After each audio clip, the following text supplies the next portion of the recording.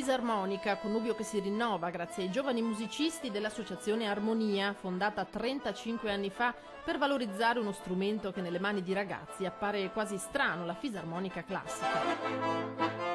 Non è così consueto, bisogna un po' lavorare sul territorio, portare la fisarmonica sin dalle scuole primarie, secondarie, poi dopo io insegnando al liceo ho la fortuna di avere un bacino di ragazzi e infatti molti di loro sono quasi tutti i miei allievi o ex allievi che adesso studiano in conservatorio. Mi piace e poi il modo che suoniamo, che è molto variato, rispecchia proprio la versatilità di questo grande strumento.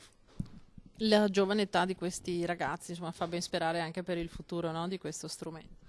Assolutamente, noi abbiamo, grazie anche al maestro Mirko Satto, avuto un nuovo impulso in questi ultimi anni e in effetti stiamo andando molto bene.